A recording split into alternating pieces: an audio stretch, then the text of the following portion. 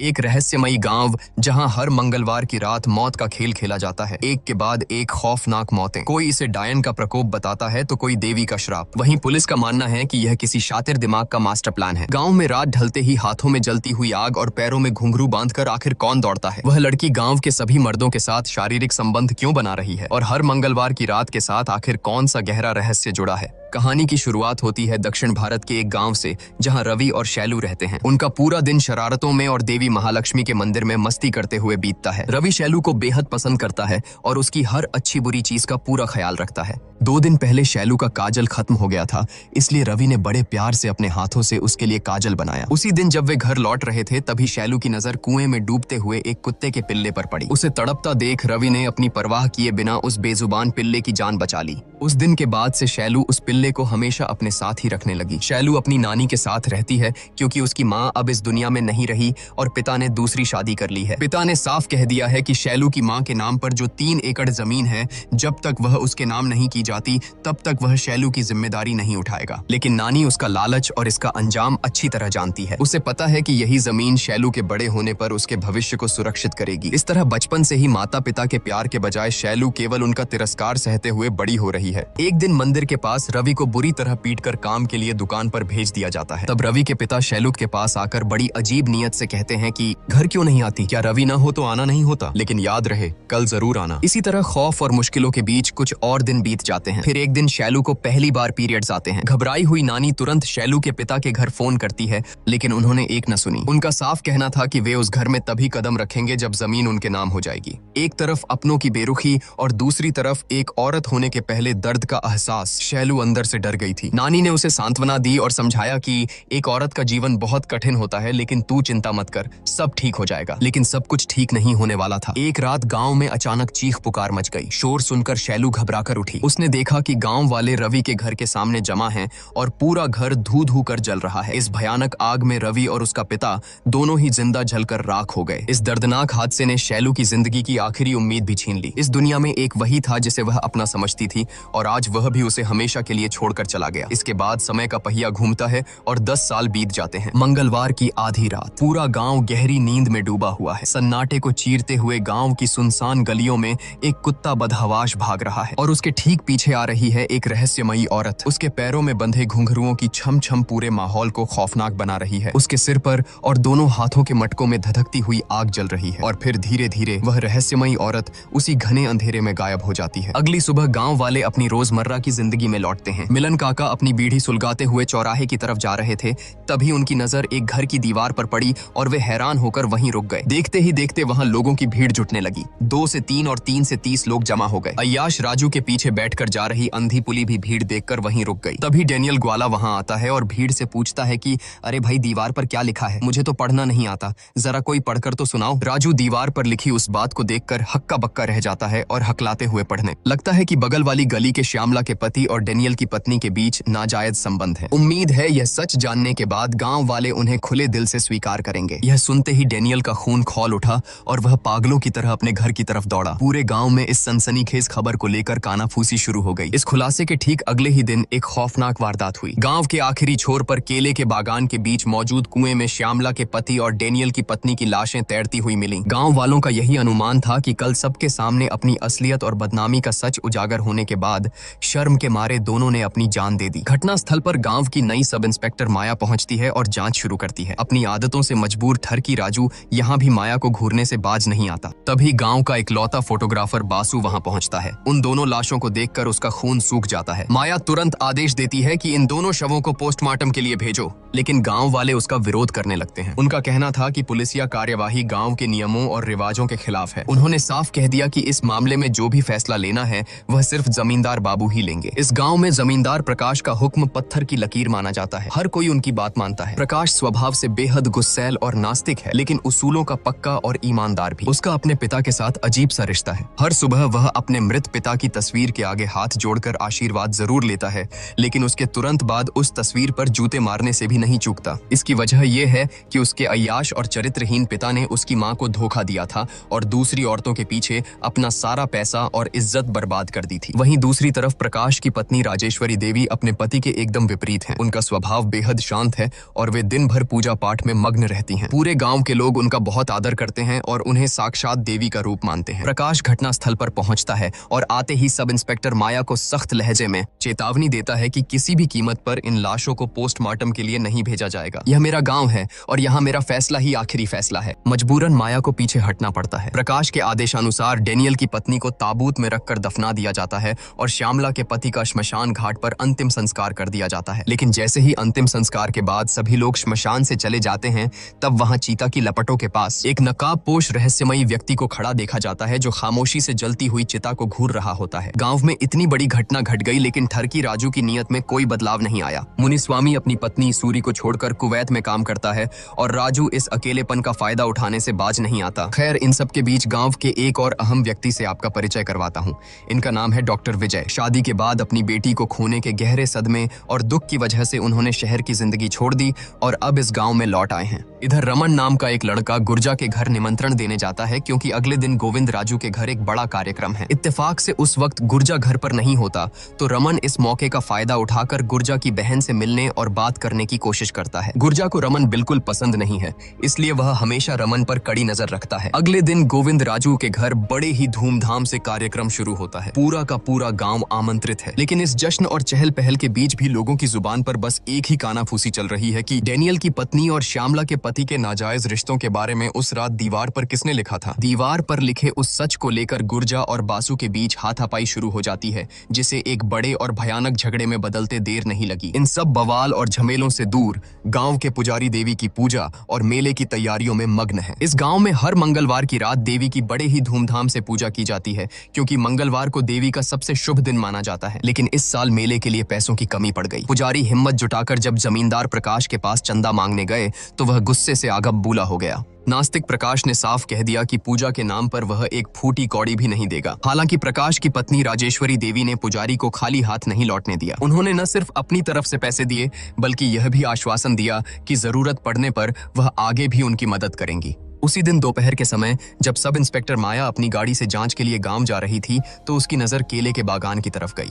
उसे अचानक ऐसा लगा जैसे बागान के बीचों बीच वही नकाबपोश रहस्यमयी आदमी खड़ा उसे घूर रहा है। लेकिन जैसे ही उसने झटके से गाड़ी रोकी और वहां जाकर देखा, तो वहां सन्नाटे के अलावा कुछ नहीं था। मंगलवार की रात पूरा गांव देवी की पूजा और मेले की चकाचौंध में सजा हुआ था। लेकिन उसी आधी रात को अंधेरी गलियों में वह कुत्ता फिर से दिखाई देता है। वह पागलों की तरह उसी रहस्यमयी औरत की तरफ भाग रहा था। उस औरत के पैरों में बंधे घुंघरुओं की छम छम की डरावनी आवाज एक बार फिर गाँव की हवाओं में गूंजने लगी। अगली सुबह होते ही गाँव में फिर से खौफ और सनसनी फैल गई। गांव की एक दीवार पर किसी ने फिर से कुछ लिख दिया था। इस बार लिखा था कि मंदिर वाली गली के मिल्ली कृष्ण के साथ सूरी की पत्नी मणि के नाजायज रिश्ते हैं। उम्मीद है गांव वाले यह सच जानने के बाद उन्हें खुले दिल से स्वीकार करेंगे। यह खबर आग की तरह फैली और इसके बाद ठीक वही हुआ जिसका सबको डर था। केले के बागान के पास वाले पुराने बरगद के पेड़ पर मिल्ली कृष्ण और मणि दोनों की लाशें फांसी के फंदे से लटकती हुई मिली। सब इंस्पेक्टर माया का शक सीधा गुर्जा पर जाता है, क्योंकि मिल्ली कृष्ण और श्यामला का पति दोनों ही गुर्जा के करीबी दोस्त थे। शक के घेरे से फोटोग्राफर बासु भी नहीं बच पाया, क्योंकि एक दिन पहले ही कार्यक्रम में बासु की भी हाथापाई हुई थी। तभी जमींदार प्रकाश एक बार फिर अपने रौब के साथ घटना स्थल पर पहुंचता है। लेकिन इस बार माया पीछे हटने वाली नहीं थी। उसने प्रकाश को साफ साफ शब्दों में चेतावनी दे दी कि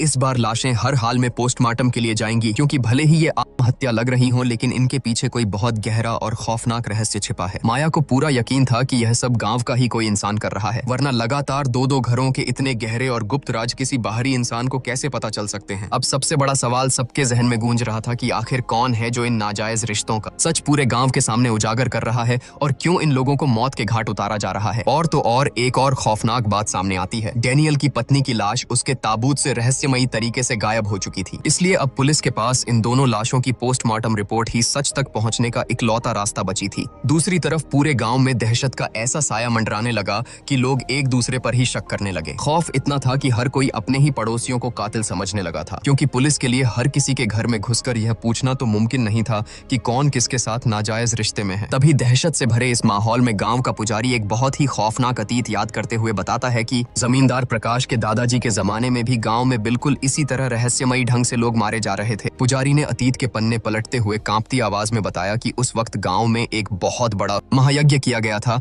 और देवी महालक्ष्मी की रौद्र रूप वाली मूर्ति मंदिर में स्थापित की गई थी। उसके बाद जाकर ही उन मौतों का खौफनाक सिलसिला थमा था। और और अब ठीक वैसे ही गांव में सारी मौतें सिर्फ मंगलवार की रात को ही हो रही हैं, उसी दिन जब देवी की विशेष पूजा होती है। इसलिए अब गांव वालों को यकीन हो गया है कि बिना महायज्ञ किए इस तबाही को रोकना नामुमकिन है। चूंकि अगला दिन मंगलवार था, इसलिए यह फैसला लिया गया कि अगले 2 रातों तक पूरे गांव में कड़ी पहरेदारी की जाएगी। तभी बीच में एक कांस्टेबल आकर बात काटता है, जिससे गांव वालों के शक की सुई सीधे सब इंस्पेक्टर माया की तरफ घूम जाती है। उनके मन में सवाल उठने लगता है कि गांव में इस नई एसआई के कदम रखते ही ये रहस्यमयी मौतें क्यों शुरू हो गईं? कहीं ऐसा तो नहीं कि खुद ऑफिसर माया ही किसी साजिश के तहत ये सब करवा रही हो। खैर, गांव में ढिंढोरा पीटने की जिम्मेदारी पुली को दी गई। उसने ढोल पीट पीट कर पूरे गांव में ऐलान कर दिया कि आज रात कोई भी अपने घर से बाहर न निकले, क्योंकि हर मंगलवार की रात मौत उसी के दरवाजे पर दस्तक दे रही है जो नाजायज रिश्तों के दलदल में फंसा है। रात का साया ढलते ही पहरेदारी जोरों पर शुरू हो गई। गांव के अंदर की निगरानी का जिम्मा गुर्जा ने संभाला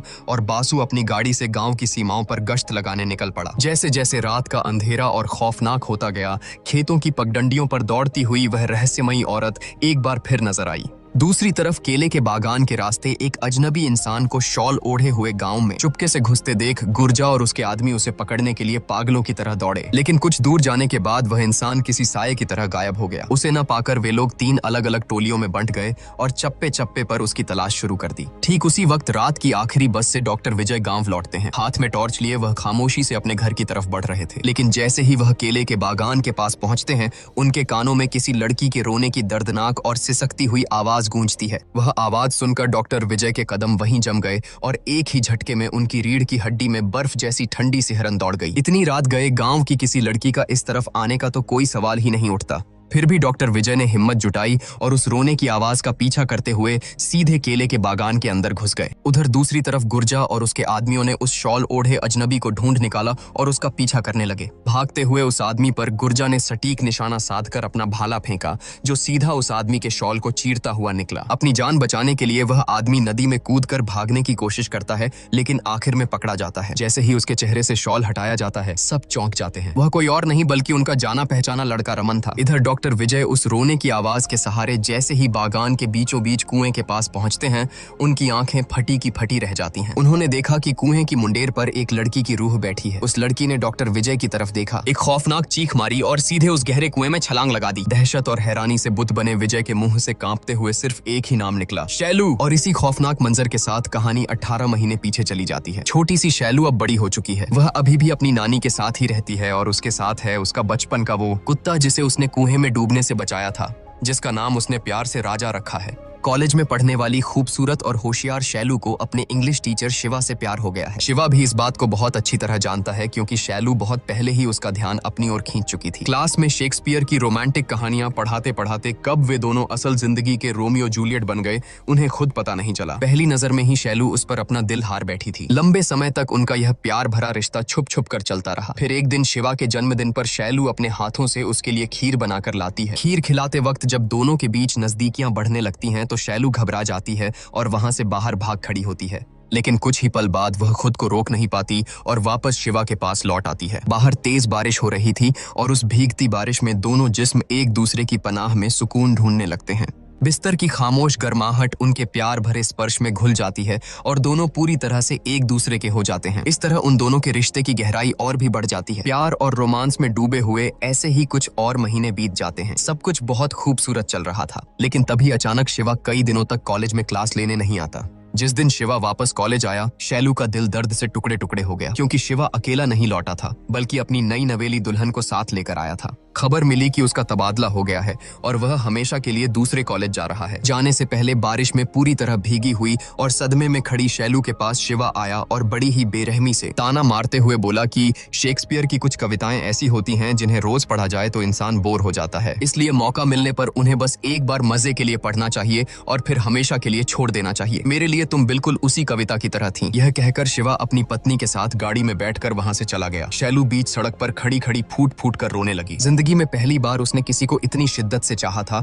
और उसी इंसान ने उसके प्यार का ऐसा भयानक मजाक उड़ाया। शैलू किसी तरह अपने टूटे हुए दिल और आंसुओं को संभालकर घर लौटी, लेकिन वहां किस्मत उसका एक और कड़ा इम्तिहान ले रही थी। उसने देखा कि उसे बेइंतहा प्यार करने वाली उसकी इकलौती नानी भी हमेशा के लिए आंखें मूंद चुकी हैं। महज चंद घंटों के अंदर शैलू की हंसती खेलती जिंदगी पूरी तरह से तबाह हो गई। इतने सालों बाद भी उसके माता पिता का रवैया नहीं बदला था। उन्होंने नानी के अंतिम संस्कार में आने तक की जहमत नहीं उठाई, बल्कि अपना वही पुराना रटा रटाया लालची फरमान सुना दिया कि जब तक जमीन हमारे नाम नहीं करोगी हम तुम्हें अपने साथ नहीं ले जाएंगे। अपनों का यह लालच और लगातार मिलता तिरस्कार अब शैलू की बर्दाश्त से बाहर हो चुका था। गुस्से और दर्द में तड़पती शैलू ने पूरे गांव के सामने जमीन के कागजात अपने लालची पिता के मुंह पर दे मारे और उन्हें घर से निकाल दिया। बदले में उसे अपने ही पिता से सिर्फ बद्दुआएं और गालियां मिली। अब इस बड़ी सी दुनिया में उसका अपना कहने वाला सिर्फ उसका कुत्ता ही बचा था। शैलू ने खाना पीना सब छोड़ दिया और दिनों दिन बीमार और बेसुध सी रहने लगी। लेकिन कुछ समय बीतने के बाद शैलू के अंदर एक बहुत ही अजीब, विचलित करने वाला और खौफनाक बदलाव आने लगा। वह गांव के अलग अलग मर्दों के साथ शारीरिक संबंध बनाने लगी। एक के बाद एक अनगिनत मर्द, चाहे वह काम करने की जगह हो या राह चलता कोई अजनबी। यह उसके शरीर की कोई अनियंत्रित भूख थी या टूटे हुए मन का कोई अजीब सा रोग। शैलू इस भयानक द्वंद्व में बुरी तरह फंस चुकी थी। वह यह सब क्यों कर रही थी, इसका जवाब खुद उसके पास भी नहीं था। ऐसा लग रहा था मानो वह सच में शेक्सपियर की कोई लावारिस और इस्तेमाल की हुई कविता बनकर रह गई हो। धीरे धीरे गांव के अधेड़ उम्र से लेकर बूढ़ों तक हर मर्द की हवस भरी गंदी नजरें शैलू को घूरने लगीं। पूरे गांव में उसके नाम की कानाफूसी और बदनामी की आग फैलती जा रही थी। एक दिन बस से घर लौटते समय भीड़ में एक अनजान आदमी के सिर्फ छूने भर से ही शैलू के अंदर की वह अजीब सी बेचैनी और तलब फिर से बेकाबू होने लगी। अपनी उस असहनीय तलब को रोकने और खुद को किसी तरह शांत रखने के लिए कलाई पर लगातार रबर बैंड खींचकर खुद को चोट पहुंचाने लगी, ताकि उस शारीरिक दर्द से उसकी वो मानसिक बेचैनी दब सके। यह सिलसिला दिन ब दिन इतना बढ़ता गया कि एक दिन गोदाम के मालिक ने अपने 4 दोस्तों को शैलू का फायदा उठाने के लिए बुला लिया। लेकिन जब शैलू ने उसकी बात मानने से इनकार कर दिया तो उसने उस पर चोरी का झूठा इल्जाम लगाया और धक्के मारकर काम से निकाल दिया। इस भारी अपमान को शैलू सह नहीं पाई। उसने सोचा कि वह अपनी जान दे दे, लेकिन वह ऐसा करने की हिम्मत नहीं जुटा पाई। फिर अचानक एक दिन उसने गांव के बिट्टू नाम के एक लड़के को बुलाया और उससे कहा कि वह उसे बेंत से बुरी तरह पीटे। दरअसल शैलू अपने अंदर की उस अजीब सी शारीरिक तलब को दर्द के जरिए दबाने की कोशिश कर रही थी। बिट्टू को इसके पीछे का असल मकसद कुछ समझ नहीं आ रहा था, लेकिन न चाहते हुए भी उसे ऐसा करना पड़ा। इस तरह हर दिन बेतहाशा दर्द सहने के बावजूद वह अपनी इस अजीब सी बीमारी और तलब के आगे हार जाती थी और अनियंत्रित होकर एक के बाद एक संबंध बनाती रही। गांव का हर आदमी उसकी इस लाचारी का फायदा उठाने लगा। शैलू का खुद के शरीर और दिमाग पर अब कोई काबू नहीं रहा था। एक रात जब वह घर लौट रही थी तो कुछ लोगों ने उसका पीछा किया। अपनी आबरू बचाने के लिए उसने किसी तरह जंगल के बीच बने एक सुनसान घर में छुपकर अपनी जान बचाई। लेकिन इस तरह की बातें बहुत दिनों तक छुपी नहीं रह सकी। आखिरकार यह खबर गांव के जमींदार प्रकाश के कानों तक पहुंच ही गई। वह हमेशा से इन सब चीजों के सख्त खिलाफ था, इसलिए उसने तुरंत आदेश दिया कि शैलू को पकड़कर उसके सामने लाया जाए। उस दिन शैलू अपनी मां की साड़ी पहनकर शायद कहीं जाने की तैयारी कर रही थी, लेकिन उसे वह मौका ही नहीं मिला। उसे बालों से पकड़कर घसीटते हुए जमींदार की हवेली तक लाया गया। गांव के कई मर्दों के साथ संबंध बनाने के जुर्म में प्रकाश ने बिना कोई रहम दिखाए उसे गांव से बाहर निकाल फेंकने का फरमान सुना दिया। बीच सड़क पर शैलू को बालों से खींचते हुए जानवरों की तरह गांव से बाहर निकाला जाने लगा। जिसके हाथ में जो आया, पत्थर, लाठी, डंडे सबने उस पर बरसाए। उन्होंने मार मार कर शैलू का शरीर और उसकी रूह दोनों को छलनी कर दिया। वह सबके सामने हाथ जोड़कर फूट फूट कर गिड़गिड़ाती रही, दया की भीख मांगती रही। लेकिन उस पत्थर दिल भीड़ में किसी ने उस बेबस लड़की पर जरा सी भी सहानुभूति नहीं दिखाई। इस दिल दहला देने वाली घटना के कुछ ही घंटों बाद गांव में खबर फैली कि शैलू ने केले के बागान वाले उसी कुएं में छलांग लगाकर अपनी जान दे दी है। सभी लोग घटना स्थल पर पहुंचे और उसकी लाश को कुएं से बाहर निकाला गया। लेकिन नफरत इस कदर थी कि कोई भी उसकी अर्थी को श्मशान ले जाने के लिए आगे नहीं आया। इसी दर्दनाक सच के साथ कहानी फ्लैशबैक से निकलकर वापस वर्तमान समय में लौट आती है। पुलिस की गिरफ्त में पकड़े गए रमन से जब पूछताछ की गई तो यह बात साफ हो गई कि गांव में हो रही हत्याएं उसने नहीं की हैं। असल में वह गुर्जा की बहन से प्यार करता था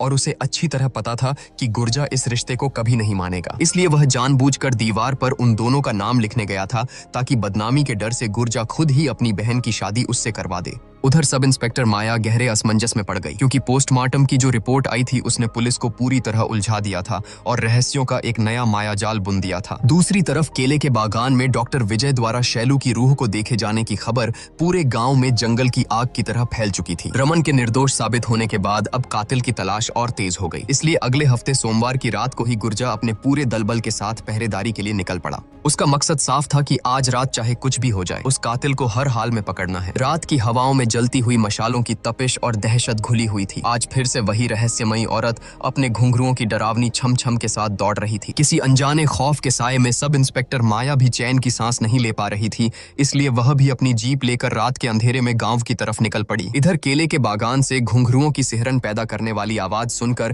पहरेदारी कर रहे एक बूढ़े आदमी की हालत खराब हो गई। अचानक जब उसने पेड़ के ऊपर देवी महालक्ष्मी का खौफनाक रौद्र रूप देखा तो उसकी रूह कांप गई और वह चीखता हुआ गांव की तरफ भागा। तभी उस दौड़ती हुई रहस्यमयी औरत का भी सच सबके सामने आ जाता है। वह कोई भूत प्रेत नहीं बल्कि गांव की ही एक आम औरत थी जो मंदिर में पूजा पाठ करती थी। असल में गांव में शांति बनाए रखने के लिए पुजारी के कहने पर ही वह चुपचाप हर मंगलवार की रात देवी माँ के नाम का जलता हुआ मटका लेकर पूरे गांव का चक्कर लगाती थी। लेकिन गांव में तो अब एक नई ही दहशत फैल चुकी थी। उस बूढ़े आदमी के चीखने के बाद लोगों को लगने लगा कि गांव में हो रही इन सभी मौतों के पीछे देवी महालक्ष्मी का क्रोध ही है। तभी अचानक गांव के आखिरी छोर से किसी के जोर से चिल्लाने की आवाज आई कि दीवार पर किसी ने फिर से कुछ लिख दिया है। सब लोग अपनी मशालें लेकर उस तरफ दौड़े। जब वे वहां पहुंचे तो देखा कि वहां डेनियल अकेला खड़ा है। घबराए हुए डेनियल ने बताया कि वह भी किसी की पुकार सुनकर ही यहाँ आया है। यह सुनते ही गुर्जा का दिमाग ठनका। वह समझ गया कि यह किसी की सोची समझी चाल है। किसी ने जानबूझकर उन सबको भटकाकर गांव से बाहर इस सुनसान जगह पर इकट्ठा किया है। इसका मतलब था कि गांव के अंदर इस वक्त मौत का कोई बड़ा खेल खेला जा रहा है। तभी घने अंधेरे में एक परछाई नजर आई। वह कोई और नहीं बल्कि डॉक्टर विजय था। वह अंधेरे का फायदा उठाकर दीवार पर अपने अगले शिकार का नाम लिख रहा था। लेकिन इससे पहले कि वह भाग पाता सब इंस्पेक्टर माया वहां पहुंच गई और उसने डॉक्टर विजय को रंगे हाथों पकड़ लिया। असल में पोस्टमार्टम की रिपोर्ट आने के बाद माया का पहला शक डॉक्टर विजय पर ही गया था, क्योंकि विजय यह बात बहुत अच्छी तरह से जानता था कि गाँव वाले किसी भी कीमत पर लाशों को पोस्टमार्टम के लिए नहीं जाने देंगे। इसी बात का फायदा उठाकर उसने बड़ी आसानी से उन सभी को नशे की हैवी डोज देकर मौत के घाट उतार दिया था। रंगे हाथों पकड़े जाने पर विजय ने वहां से भागने की कोशिश की। माया और उसके बीच हाथापाई शुरू हो गई, लेकिन तभी मौका देखकर विजय ने माया की गर्दन में एक नशीला इंजेक्शन घोंप दिया और उसे बंदी बना लिया। दूसरी तरफ गांव के बाहर गश्त लगा रहा बासु जंगल के अंदर से आ रही किसी की आवाज सुनकर अकेला ही उस घने जंगल में घुस गया। लेकिन कहानी यहाँ से एक बेहद अजीब और चौंकाने वाला मोड़ लेती है। कुछ घंटों बाद जब माया को होश आया तो उसने खुद को बंदी पाया। उसने विजय से पूछा कि तुम यह सब क्यों कर रहे हो? आखिर किसके लिए तुम इतने लोगों की जान ले रहे हो? विजय की तरफ से बेहद ठंडी और खौफनाक आवाज में सिर्फ एक नाम गूंजा, शैलू। यह नाम सुनकर माया को जरा भी हैरानी नहीं हुई, क्योंकि जब से वह गांव आई थी उसने विजय और शैलू के बीच चल रहे तथाकथित नाजायज रिश्ते की कानाफूसी सुन रखी थी। माया को लगा कि शैलू को गांव से बेइज्जत करके निकाले जाने का बदला ही विजय इस खूनी खेल के जरिए ले रहा है। लेकिन जैसे ही माया ने यह बात कही, विजय का खून खौल उठा। उसने जोर से दहाड़ते हुए कहा कि जुबान संभाल कर बात करो। अगर शैलू के बारे में एक और गंदा लफ्ज निकाला तो मैं तुम्हारी जीभ खींच लूंगा। जो आंखों के सामने दिखता है वो हमेशा सच नहीं होता। विजय ने माया को बताया कि गाँव में हो रही मौतों के पीछे यकीनन उसी का हाथ है, और केले के बागान में शैलू के भूत को देखे जाने की जो कहानी पूरे गांव में आग की तरह फैली है, असल में उसके पीछे एक बहुत बड़ा और गहरा राज छिपा है। इसी के साथ कहानी एक बार फिर कुछ महीने पीछे जाती है। उस रात जब कुछ गुंडों ने शैलू का पीछा किया था तो उनसे अपनी आबरू बचाकर भागते भागते शैलू जंगल के बाहर आकर बेहोश हो गई थी। खुशकिस्मती से उसी वक्त डॉक्टर विजय शहर से वापस लौट रहा था। उसने जंगल के किनारे शैलू को बेसुध हालत में देखा और उसे वहां से सुरक्षित बचा लाया। जब शैलू को होश आया तो वह इतनी टूट चुकी थी कि उसने खुद को खत्म करने की कोशिश की, लेकिन विजय ने उसे किसी तरह शांत किया। जब विजय ने उससे उसकी पूरी आपबीती सुनी तो एक डॉक्टर होने के नाते उसके दिमाग में कुछ शक पैदा हुआ। उसने तुरंत शैलू के खून का सैंपल लिया और उसे शहर की एक बड़ी लैब में टेस्ट के लिए भेज दिया। फिर जब उस ब्लड टेस्ट की रिपोर्ट आई तो उसमें एक ऐसा सनसनीखेज और रोंगटे खड़े कर देने वाला सच सामने आया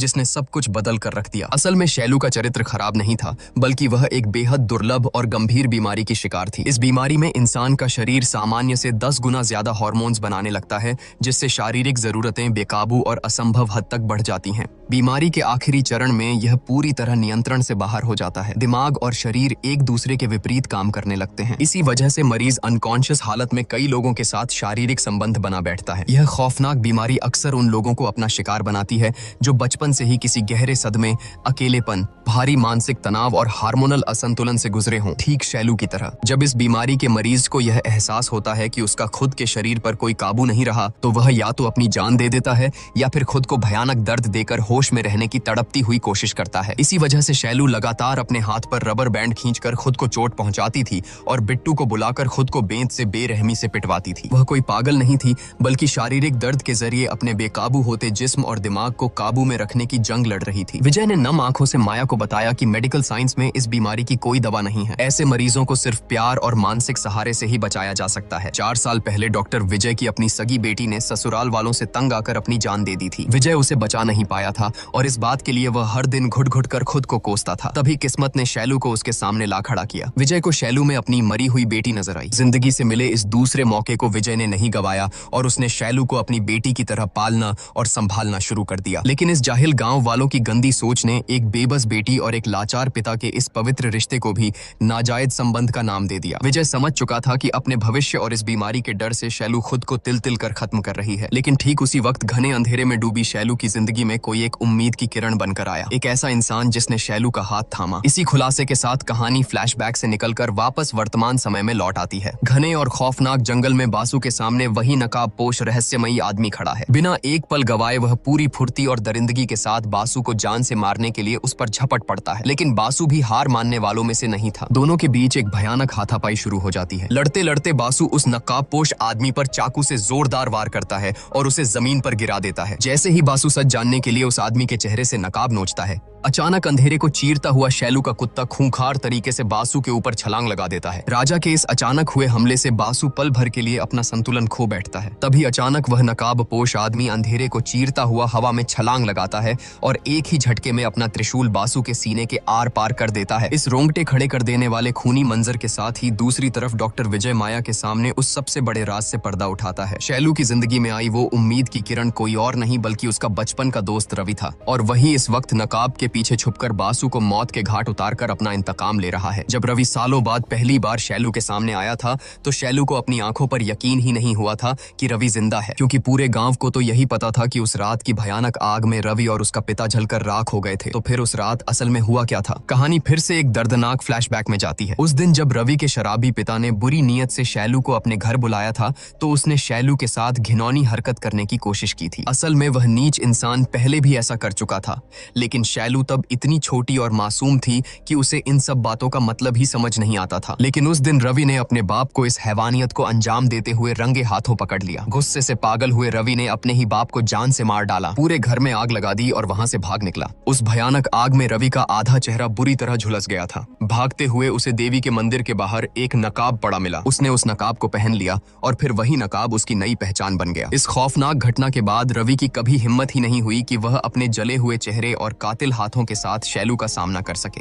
इसलिए वह बिना किसी को बताए दुनिया की नजरों से गायब हो गया। पूरे गांव के लिए वह मर चुका था, लेकिन असल में वह एक साये की तरह हमेशा शैलू के आसपास भटकता रहा और हर पल उस पर नजर रखता रहा। फिर सालों बाद जब शैलू अपनी जिंदगी के सबसे गहरे अंधेरे और अकेलेपन से गुजर रही थी, तब रवि ने उसके सामने आकर उसे शादी के लिए प्रपोज किया। शैलू ने रोते हुए मना कर दिया और कहा कि उसका जिस्म अब अपवित्र हो चुका है, वह इस लायक नहीं रही।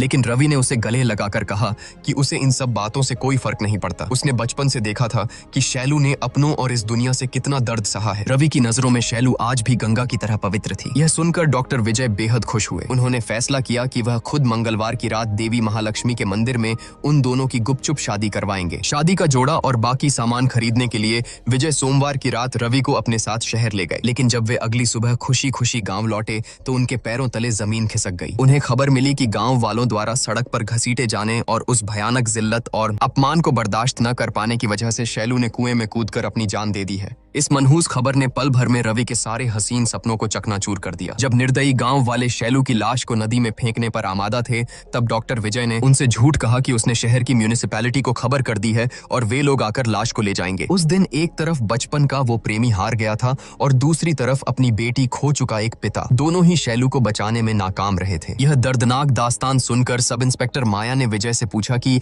अगर सच ये था तो तुमने गांव वालों को शैलू की इस बीमारी के बारे में क्यों नहीं बताया? कम से कम पुलिस जांच के दौरान मुझे तो सच बता सकते थे। इस पर विजय ने समाज की एक कड़वी सच्चाई बयान करते हुए कहा कि हम एक ऐसे समाज में जीते हैं जहां औरतों को पीरियड्स होने पर मंदिर या मस्जिद में जाने की इजाजत नहीं होती। ऐसे जाहिल समाज और इस गांव से यह उम्मीद करना कि वे शैलू की इस अजीब और जटिल बीमारी को समझेंगे, यह सोचना ही सबसे बड़ा मजाक है। माया ने पलटकर कहा कि इसका मतलब यह तो नहीं कि शैलू ने अपनी जान दे दी तो तुम दोनों मिलकर पूरे गांव वालों को एक एक करके मौत के घाट उतार दोगे। तभी विजय ने एक गहरा राज खोलते हुए कहा कि मैंने पहले ही कहा था ना कि जो आंखों के सामने दिखता है वो हमेशा सच नहीं होता। शैलू ने कुएं में कूदकर जान नहीं दी थी, बल्कि उसे बेरहमी से मारा गया था। यह सुनकर माया के पैरों तले जमीन खिसक गई। विजय ने आगे बताया कि गांव में अब तक जिन 4 लोगों की मौत हुई है वे चारों शैलू की मौत के गुनहगार थे, लेकिन अभी भी 2 कातिल जिंदा हैं, जिनमें से बासु को शायद अब तक रवि ने खत्म कर दिया होगा और उस आखिरी छठे कातिल को मैं अपने हाथों से मौत के घाट उतारूंगा। हैरत में डूबी माया ने कांपती आवाज में पूछा कि आखिर कौन है वो छठा इंसान। और यहीं पर सामने आता है इस कहानी का सबसे बड़ा और रोंगटे खड़े कर देने वाला ट्विस्ट,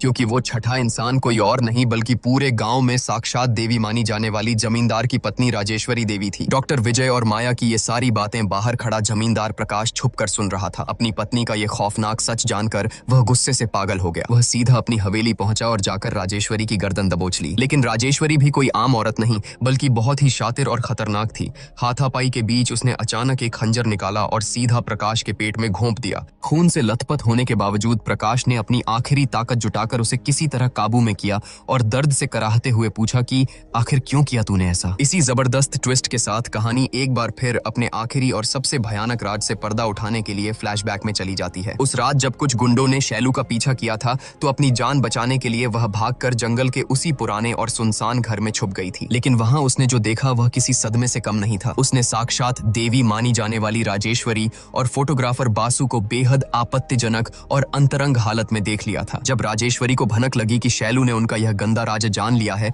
तो समाज में अपनी देवी वाली झूठी इज्जत खाक में मिलने के डर से वह खौफ से भर गई। उसने तुरंत अपने 4 वफादार प्यादों को बुलाया। डैनियल की पत्नी मिल्ली कृष्ण, सूर्य की पत्नी मणि और श्यामला का पति, ये वही 4 लोग थे जो आपस में नाजायज रिश्ते बना रहे थे। राजेश्वरी ने उन चारों को आदेश दिया कि पूरे गांव में शैलू के चरित्र को लेकर इतनी गंदी अफवाहें फैलाओ कि गांव वालों के मन में उसके लिए रत्ती भर भी हमदर्दी न बचे। और तो और उसने यही जहर बड़ी चालाकी से अपने पति प्रकाश के कानों में भी भर दिया। आखिरकार राजेश्वरी की यह खौफनाक चाल कामयाब हुई। प्रकाश द्वारा शैलू को सरेआम जलील करके गांव से निकाले जाने के बाद उसी रात ये 6 लोग मिलकर बेबस शैलू को केले के बागान में ले गए। शैलू उनके पैरों में गिरकर रोती रही, गिड़गिड़ाती रही और अपनी जान की भीख मांगती रही। उसने कसम खाई कि वह अगली सुबह ही यह गांव हमेशा के लिए छोड़ देगी और किसी को उनका राजा नहीं बताएगी। लेकिन शैतान बन चुकी राजेश्वरी के दिल में कोई रहम नहीं था। उसके इशारे पर बासु ने शैलू का गला घोंटकर उसे बेरहमी से मार डाला और उसकी लाश को उसी कुएं में फेंक दिया, ताकि पूरे गांव को यही लगे कि जिल्लत और अपमान बर्दाश्त न कर पाने की वजह से शैलू ने खुद आत्महत्या कर ली है। इसी भयानक सच के साथ कहानी एक बार फिर वर्तमान में लौट आती है। अब सारे रहस्यों से पर्दा उठ चुका था। यह घिनौना सच जानकर प्रकाश का गुस्सा 7वें आसमान पर था। उसने राजेश्वरी के बाल पकड़े और उसे घसीटते हुए छत से नीचे आंगन में फेंक दिया। फिर उसके तड़पते हुए शरीर पर मिट्टी का तेल छिड़कते हुए प्रकाश ने एक बेहद दमदार बात कही कि जरूरत से ज्यादा लालच इंसान के मन को मैला कर देता है